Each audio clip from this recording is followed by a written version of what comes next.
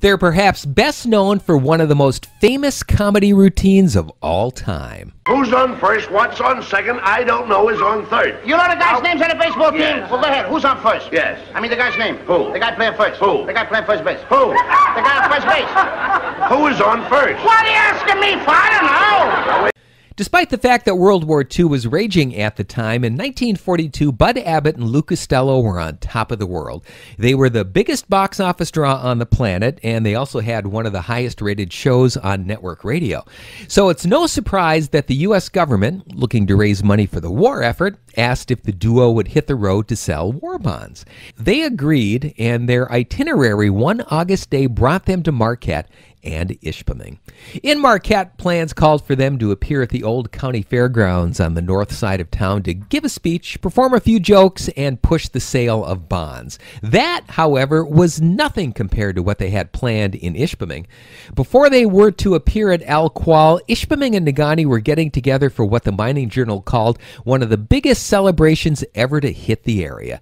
A parade was scheduled. Bands would perform, an army unit from a fort in the Sioux would bring up trucks and tanks, and fireworks were to be shot off after the show. In all, organizers expected over 20,000 people to attend in Ishpeming.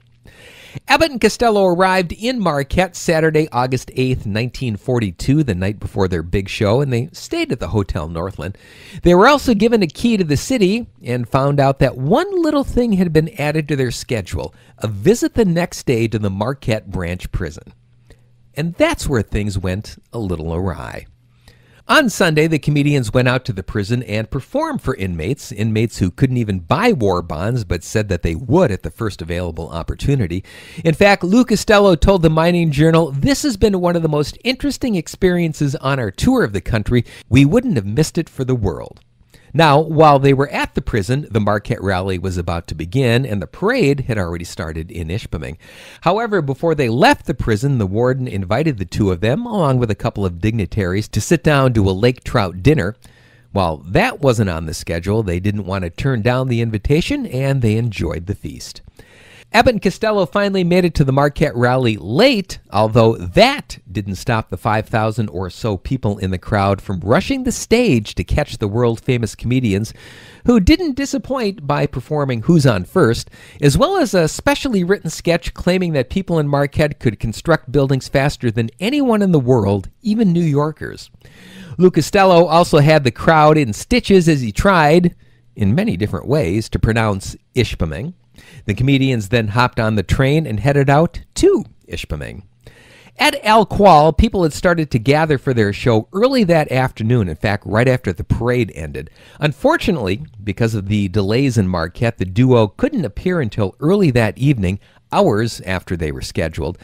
To the disappointment of the 20,000 who did indeed show up, they only had time to do one routine. That routine, of course, was Who's on First. Abbott and Costello then hopped back on the train and sped toward Ironwood, where they would be performing the next day. Now, the reason the duo came to the UP was to sell war bonds, and that they did. The 5,000 people who attended the Marquette show bought over $10,000 worth, while the Ishpeming crowd added another $5,000. And that's how, for a day and a half of 1942, counted among the residents of Ishpeming and Marquette, were Bud Abbott and Lou Costello.